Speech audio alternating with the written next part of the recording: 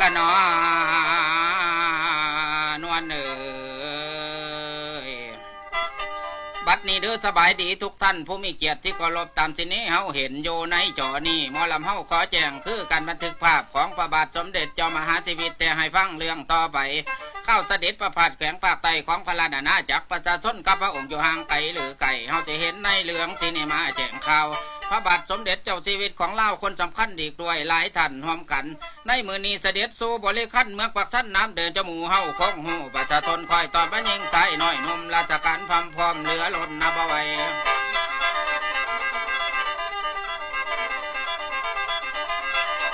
มือนี้ได้ทรงพระราชบาสีประเพณีของเล่าหีดของมีไว้ประชาชนเศร้าค่ะราชการทุกภาคประจำเชียงแหลมเมืองตากามาพำพอมวยพ่นไทยแก่พระองค์ต่อจากนั้นทรงผูกยาพาหัตเทิงอำนวยอวยพรให้พระองค์เฮานี่ทรงสถิตเทียนพันมาลังท่องที่บาทตุ่มไผ่ป่าเมืองบ้านนี่อยู่ดีเด้อมันจบบทนั้นพระองค์เฮาทรงบาขอประทัยที่ไผ่ป่าอวยพรให้สู่อัน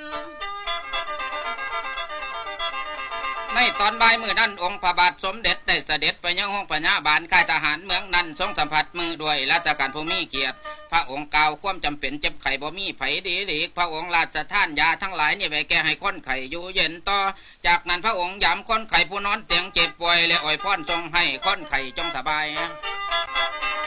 ต่อจากนั้นพระองค์เลยเคลื่อนย้ายทรงพระราชดำเนินไปเยี่ยมยามห้องเฮียนอยู่ปากท่านเมืองนี้ในประเทศหมายมุ่งขนิ่งถึงบ่ได้ขาดประเทศชาติก้าวหน้าเฮียนหูจังดีในวาระเดี๋ยวนี้พระองค์ทรงพระโอวาทราชทานห่อปื้มให้เฮาได้สูตรเฮียนแล้วจากนั้นพระองค์เฮาเสด็จเข้าไปในทอดพระเนตรถึงลูกศิษย์นายครูนาบบุญมากล้นได้ทูลเก้าพระละอองปื้มพระองค์ท่านให้เรื่องสำคัญของศาสตร์คือเรื่องประวัติศาสตร์ขอทุกคนอย่าเว้นเฮียนหูจังดีในตอนแรกมื้อนี้มีเจ้าเมืองตาเสียงและนายบ้านหลายคนได้มาร่วมมีโอกาสได้เฝ้าพระองค์เจ้าจังเห็น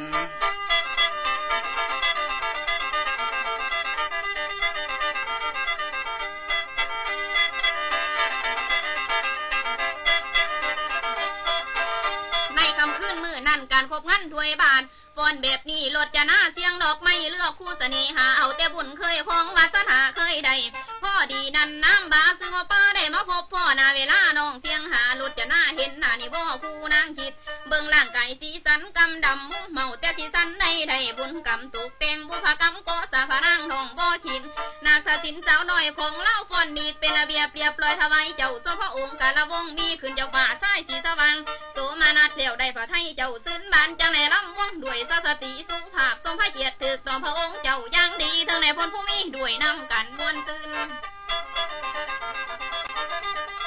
มือล้นมาแล้วได้เสด็จเข้าสู่เมืองพระองค์เฮาเสด็จเข้าไปในเมืองเก่าทรงหับต่อดอกไว้ถวายให้แก่พระองค์ประชาชนผู้หับตอนมีเศร้าสัตว์อเมริกาห่วมอยู่กับคนลาวมากมายหลายหน้าโอ้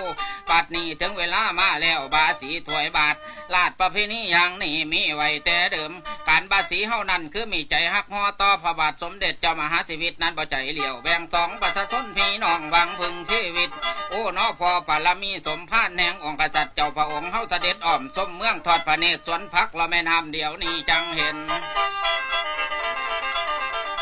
ในภาพดีพระองค์อยู่เมื่อปักสันในเลือกงามย่ำดีไปลวงมาถึงแล้วพระองค์ราชทานไทยเหรียญตาคว่ำซ้อมแก่ข้าราชการแขวงบริคันใจได้ยิ่งหีกด้วยเสมอดำดังกันเดินแม่ในมือนาเสด็จตรวจแถวทหารล่าจากเมืองปากสั้นลวงหอเฮินป่าประชาชนคอยท่าพระองค์เฮาลาจังพ่อย่นพระตีนนาเสด็จมาหอดแล้วพระองค์เจ้าเล่าลงพร้อมพำด้วยเทพราชมเหสีประชาชนเจ้าเมืองอยู่ข้องค่อยตอนเป็นขบวนเลี้ยนใหม่แถมทั้งไปตลอดขบวนรถพระที่นั่งหอดแล้วพระองค์เจ้าเล่าลงทรงพระโซดอกไม้เท่าแก่ได้นั่งเจ้ามเหสีกำสวนมวลพระไทยหงเจ้าแสดงทอพระไทยด้วยกับตัวเมืองทายแขกเทิงสหับดอกแม่เสด็จใหญ่หลวงไก่พลทลายมาฝ่าพระองค์เฮาล้นดัง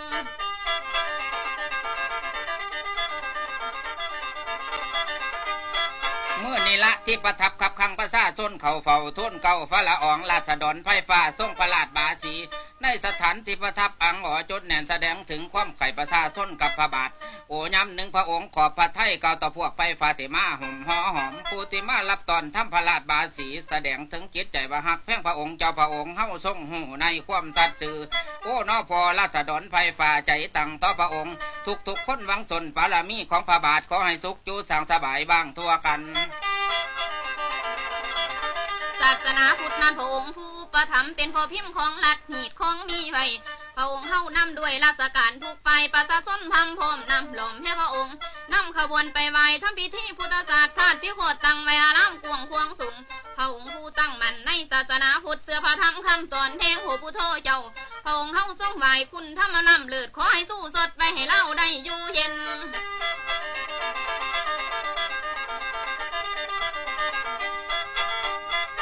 จากทักแขกเราได้พร้อมหมู่บริพารเสด็จมาถึงบนเจ้าขี่ยนต์เหินฟ้าส่งเฮลิคอปเตอร์ยนต์ยานพระที่นั่งมาสู่น้ำกระดิ่งบนทำไมจะเปิดสั่งพระองค์เจ้าเราลงในขบวนเสด็จนี่มีท่านเอกอัครราชทูตสหรัฐอเมริกาและพวกเจ้าหน้าที่ขององค์การยูเซตโอ้นอพอก็ได้มาพร้อมจะไปรวมห้อมกันนอกจากนั้นเบาไฟประชาชนเป็นจำนวนหลวงหลายเจ้าหลังมาห้อมเต่าตากมาทุนเฝ้าพระละอองไตฟ้า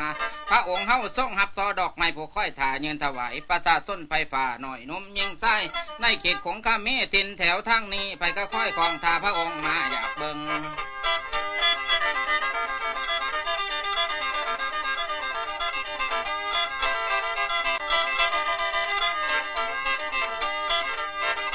บาดธานีพิธีได้เปิดขึ้นพระองค์เจ้าผู้ประทานพานาทานงูลสนานิกรนั่นผู้ขึ้นก้าวตั้มมิดผู้ต่างนารัฐบาลลาได้จักเข้านี่และเป็นผู้ต่างนาประชาชนของศาสตร์ขอขอบใจอเมริกามากล้วนได้มาสร้างสถนนสิ่งที่เห็นอยู่นี่เครื่องสิริมงคลที่พระองค์ของเฮาสิได้ทำพิธีขึ้นบัดนี้นั่นท่านเลี้ยวอนาถตังเกือเอกอัครราชทูตสหรัฐกาแถลงความเมาโครงการนี้ถ้าสำเร็จลงแล้วสิเป็นทางติดโตวางเวียงจันทร์กระพากแต่ไปมาได้สำบายบัดนี้นั่นโดยพระบาทสมเด็จเจ้ามหาชีวิตผู้ประธานพิธีนี่พอถึงยามดีได้มหาไส้ได้ลึกเลยเสด็จล่วงไผ่ถึงเท่าที่สถานเปิดนาดินมือนี่พิธีใหญ่เลยที่สุดด้วยพระหัตถ์ของประมุขผู้นั่งหัวทุ่นเก้าพระองค์เฮาทำนี่เป็นทางการเพิ่นว่าเจ้าหน้าที่ลาวและอเมริกาถวายความขอบพระกรุณาที่คุณแห่งองค์กษัตริย์เจ้าที่พระองค์มาเข้าในพิธียิ่งใหญ่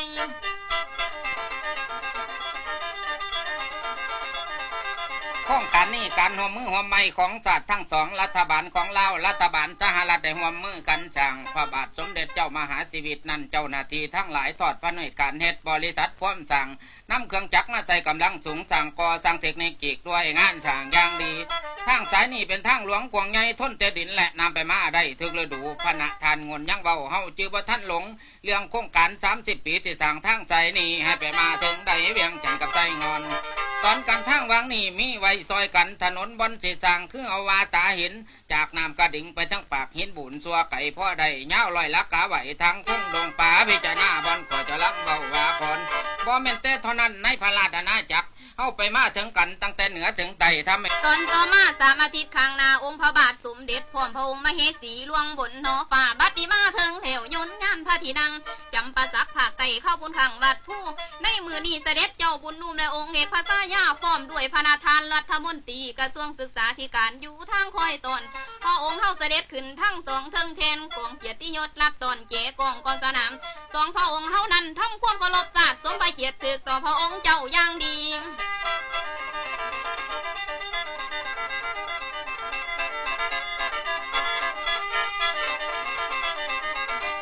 ต่อจากนี้ขบวนแห่การเสด็จเข้ามาถึงประตูมุประสงค์คอยตอนประสงค์อวยไส้ให้สัญญาตัวเลยสวดสองพระองค์แจมเจ้าพระไทยตั้งต่อพระธรรมพระสงฆ์พ่มยังนำอวยพรลงใส่มาเหสีทรงหับซอดอกไม้ผู้ค่อยถ่ายินถวายบรรดาพวกไฟฟ้าประชาราชทั้งมวลได้ยินตีตาสารว่าพระองค์ได้มาเยี่ยมโอ้นอพอไฟก็ค่อยของมือเตรียมการถ่าอยู่พอจังหวัดหอดมือมาเต็มกลุ่มกองสนามถวายการนับตอนสมบัติบารมีพระองค์เฮาทั้งสองจะมากมายหลายหล่นสนามหลวงจนในพระตาตนไหลลำ